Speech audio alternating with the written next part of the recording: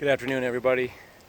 John Swift here with my podcast. It's Monday. I think, what is it, the 11th or something? You know, one thing about me is that I don't ever know what the hell the date is. Unless I just looked at my phone.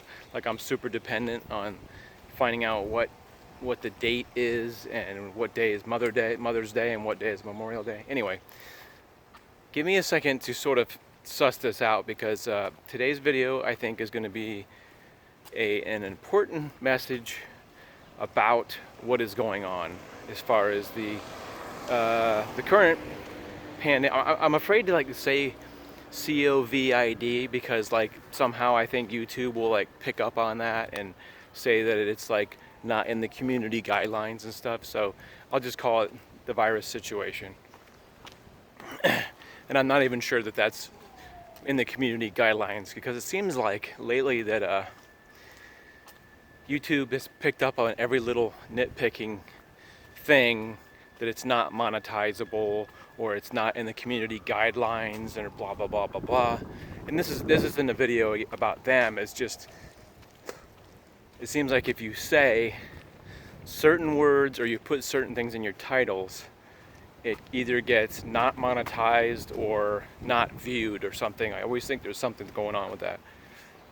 Like I said, so today I'm not really I don't feel great, and I didn't really want to do a vlog today, but give me a second to explain why I'm doing this, because like I said, I'd rather be sitting at home watching TV. I just been feeling physically, muscularly, because I have problems with my neck and my back lately. I haven't felt like being out as much. Anyway, I tried to drop a video 2 weeks ago, and it got claimed by some music that was playing in the background. So that's why I haven't done a video lately. I'm taking that one off, and I'm going to edit it and probably maybe put it back on. So anyway, like I said, give me a second to get my thoughts organized so I can explain this. So, went to get a massage for my neck and back, because it's like a whole thing. And I saw my therapist, and she told me about a video that she had seen about the pandemic and how certain things have been sussed out to the effect of, there's a reason why, like I said, it might take me a few minutes to get my thoughts out, or organize my thoughts anyway. Mentally, I'm feeling a little scattered. The COVID-19 thing is not what it seems. It's always felt like there's something wrong in the news that we're receiving as far as the COVID-19 coverage or the virus stuff. As far as what, these press conferences where you see these doctors come on and they tell you, you should shelter in place, wear masks, if you have blah, blah, blah, blah. I don't watch the news that much, to tell you the truth. I'll catch it at work sometimes in the break room, and I'll listen to the radio shows, like we have a talk station that's 102.5 The Bone here in Sarasota. It's in Tampa.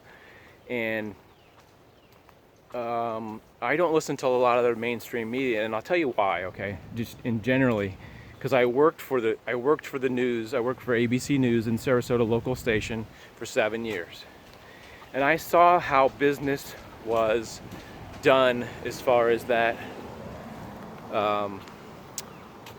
As far as how news works. How news works is you put the news out that's generally acceptable, and you don't piss off your advertisers, because news is about money generally. Unless you have a non-for-profit news agency, it's always going to be somewhat spun or slanted or whatever you want to call it. So that's why you can't always just go to the news and get a straightforward answer, because you're always going to piss somebody off, essentially. Here's a lady jogging over here with no mask. So I've been wearing a mask at work because we've been told to. We've been If you don't wear one, they just send you home. So that's part of the reason why I'm wearing a mask at work. And I wear gloves just as standard protection. I don't work at a hospital and I don't work at a clinic or anything. I just work at a retail place. And so ever since this has started, something hasn't felt right. It's like, why has this never happened on a worldwide scale? That's the kind of thing that's been going on in my head. Why have we never experienced something? Is this the world-ending virus that's going to kill everybody eventually, or is the whole planet doomed? My roommate seems to think like this is the final doomsday thing, is where we all get killed by this virus because nobody can stop it. There's no stopping this virus. It's killed. I don't know if it's in the millions yet. Like I said, I don't follow the news on a daily basis because, number one, I know that it's not always straight. It's not always what is real. That's what you could say. And it's essentially, a lot of the news is fake news. It's true. And that's a Donald Trumpism thing. It's like, I know there's a slant because I worked in news for 7 years. I started out in the studio, and then I worked as a photographer / reporter for a local station. And I know, there's a squirrel jumping up the tree right there. I know that if you piss off people and you tell the truth, that people get pissed off and advertisers get pissed off and you lose money. Essentially, that's how part of it works. I always have to get distracted by a pretty view. Check that out. This is a local park, community park. I'm trying to think of what the name of it is, I have a lot of gas right now too, so I'm stifling burping. They took all these toys and they just tied up a bunch of yellow ribbons. I say yellow ribbon, yellow tape. I guess they have like these little cars and stuff. They just tied them all up. But this, I just thought you'd want to see that real quick. And also this thing is tied up. All right, so what I'm trying to say is I don't believe, I would say maybe about 20% of the news I believe as to be straight and forward and honest. But like I said, people always bag on Fox News that they're always like real slanted, and there's always an agenda. Do you know how much Matt Lauer got paid in 2016? He got paid $25 million a year to be the anchor of NBC. What was it? The Today Show or whatever that's called. Today on NBC. $25 million. Can you imagine how much the station is making off the news shows and stuff like that? All right, so to move on to the subject of this documentary that this person shared with me.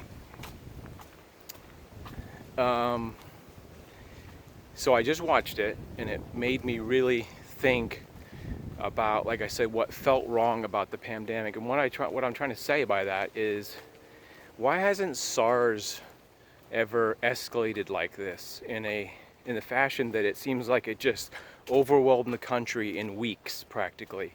When AIDS it killed a lot of people. When AIDS was discovered, it killed a lot of people, but not in a rapid fashion like this.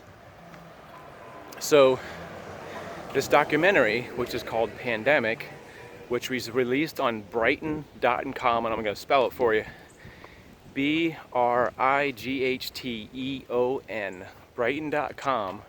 It's actually not the full documentary. It's a feature, what they call a featurette, which is like a 25-minute snippet of what the rest of the documentary is. And I'm going to put it on my Facebook page. I told you this would take a little while to get this out. So it's on my Facebook page, John Swift Live, on Facebook. And I'm going to try to put it on my Instagram account, which is, I think that's, my Instagram is Mr. John Swift. I don't go on my Instagram, I don't look up my own Instagram, so that's why I don't remember. Anyway, go on my Facebook page. What did I say it was? John Swift Live on Facebook. I've changed it before, so. And you'll see this documentary about how this specific doctor who was instrumental on discovering some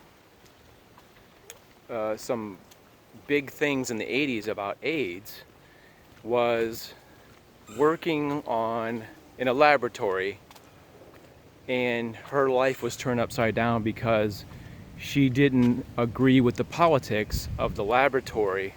And I wish I could remember specifically what it was about, but anyway, she said that the government arrested her claiming that she had intellectual property from the laboratory where she worked, and I'm not sure exactly what laboratory it is, but it's in the documentary at Brighton.com. Just look it up on Google, whatever, Brighton.com. It's called Pandemic. So she says that she was arrested but not charged with anything and held. So what she's alluding to is that if something has I'm going to just stop and take a quick rest here. I don't know why I'm like feeling out of breath. Maybe I have a cold or something. You know, you can still get a cold during this virus thingy. Those things haven't been erased from. I mean, like everybody's just thinking, you know, virus, you know, pandemic. But people are still getting colds, and people are still getting other diseases. Meanwhile, the headlines are shared because this other one is spreading so rapidly. And meanwhile, every year people have the flu, but we don't necessarily hear about it as far as numbers. They're always encouraging you to get the flu shot, get the flu shot, get the flu shot. Well, why are they always encouraging you to get a flu shot? That's what you have to wonder. Now you can actually go like to a grocery store and get they offer free flu shots. Why? What is the incentive that a grocery store is offering a free flu shot? It's got to be money, right? Well, it's not free for them. Do you think it doesn't seem rational to think that a grocery store would buy the flu vaccine and then give it away for free because they're not making any money? You know, it isn't a humanitarian effort. And I'm not talking about the COVID. I'm talking about the general annual flu virus type of thing. Oh, some weird sounds come from the garage over here. I don't know what that was. Anyway, I wanted to make this clear that this isn't my personal point of view as far as it's a conspiracy, the government's hiding things, what you're hearing is wrong. What I'm saying is always just sort of have an open mind to the fact that what ABC, CBS, NBC, CNBC, all these outlets are putting out are spun on purpose with their knowledge, and they're putting out primarily what, in most cases, the government wants you to hear. As far as whenever they do a presidential press conference, they're carrying that because the government wants them to carry that. And I'm not saying that there's a government conspiracy. What I'm saying is having worked for a media organization in the past, I know not to completely trust everything that's said. Because when I used to do stories, I would interview people, and we would, like if you had something controversial, you interview somebody from both sides of the story.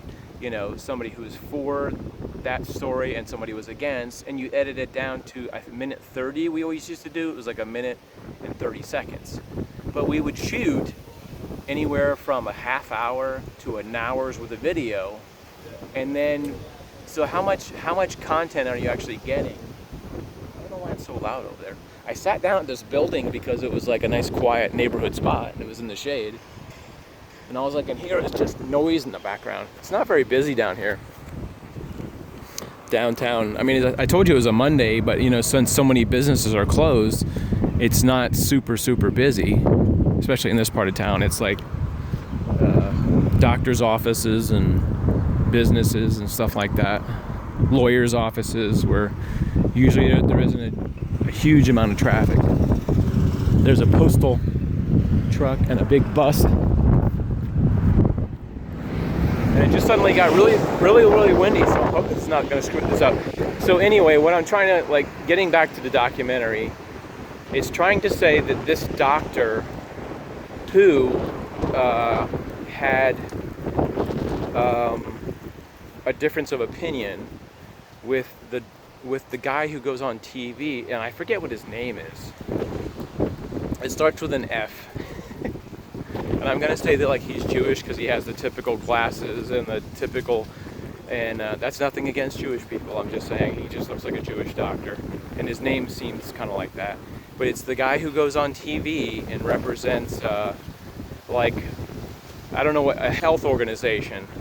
It's not World Health, and it's not the Centers for Disease Control either. But anyway, in the documentary, it tells you exactly who this guy is, and apparently, from the information that's gleaned in the documentary, people who are researchers can what am I trying to say? Not copyright, but they can get a patent on a.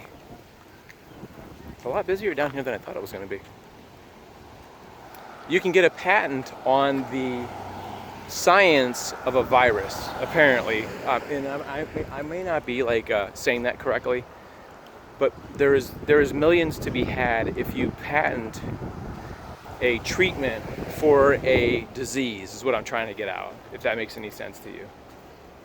So it's always been controversial, because if you're listening to a person that's standing to make money from a flu shot, are you going to trust that they're giving you 100% the information that is vital for you, or is vital for them to make money? That's what I'm trying to get to the heart of, is the documentary is pointing out that, excuse me, more gas, that when, you know, you've heard the term big pharmacy. Well, big pharmacy stands to make billions and trillions of dollars from vaccines and or selling medications. And the other part of the documentary is saying that people are having luck, I think it's called with chloroquine or something like that. It's a treatment for malaria, and doctors were using this, and they're saying that that's not the treatment you should be using. And the one thing you have to realize is, after a certain period of time, if you invent a drug, okay, let's say you invented Tylenol, after a certain amount of years, Tylenol can be copied into a generic. That's why there's generic medicines out there for, like, Xanax and Tylenol, and, you know, just anything, any kind of medications that you take, you can get generics, because after a certain amount of years, I don't know if it's 10 years or 15 years, that your patent on that medication sort of lapses, and that people can make money off the same medication that your company. So what I'm trying to say is, pharmacies make so much money off these things, they want you to use the vaccines that their company's making because they want to make money. So are you following me so far? Am I sort of making any sense there? So, like I said, this pandemic movie, or this part one that I put up, I think there's 3 parts to it, and it's advertising that it's supposed to come out in summer of 2020. So I don't know what month that is, if it's like June, but it seems like it's going to be a big thing. And for some reason, wow, people are at this barbecue. I think in Sarasota we just opened up last Monday for restaurants to be able to open. You see, it says open takeout, whatever. So it's a lot busier out here than it was, I'd say, 8 or 9 days ago. So I'm not trying to convince you that there's a conspiracy. I'm trying to say, you watch this movie for yourself, or whatever you want to call it, this documentary, and make your own observations and your own mind up about what is going on with this whole virus thing.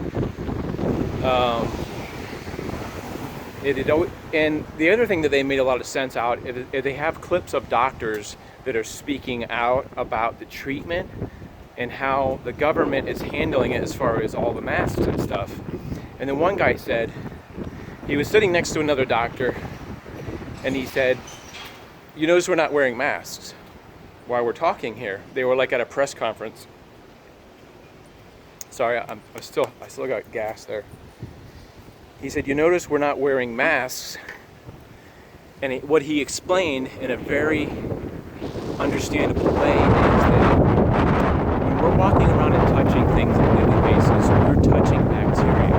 And our system is making us immune to everything that we touch on a daily basis. And he said, in some, I'm paraphrasing, but in some way he's saying the way we carried on life up until this pandemic thing is that we touched everyday things. We touched our countertops, we touched our car steering wheels, we go to work and we touch, handrails and things, and our body is constantly fighting against the everyday bacteria. And then when you self-quarantine, he's saying your body is losing some of that ability to fight off germs because you're not being exposed. And when you're wearing gloves, you're lowering it even more because you're not allowing your body to naturally fight off disease and bacteria, which makes a lot of sense to me. I've always said that it's dumb to use Purell. Now, if you were in some bacteria-infested area, like a dump or something, or just some really gross area, yeah, it would make sense. But if you're in an everyday store area, and I'm talking about 6 months to a year ago, I always thought, I never agreed with the fact that you're using Purell just like every second. Those people that think that they can just take off every germ and you can live germ-free. It's the opposite way of thinking to way our biology works. When you're exposed to a flu bug, your body heightens its natural ability to fight off that flu by getting over it. Then your antibodies are already fighting off. Does that make any sense to you? Like I said, I know today it was going to be a tough day to explain this to you because, like I said, the brain's not really working 150% like it normally is. So anyway, go to Brighton.com, look for this pandemic thing, go to my Facebook page. What did I say it was? It was John Swift Live, Facebook on Facebook. I'm sure it's not that hard to find. Maybe I'll drop it in the links below.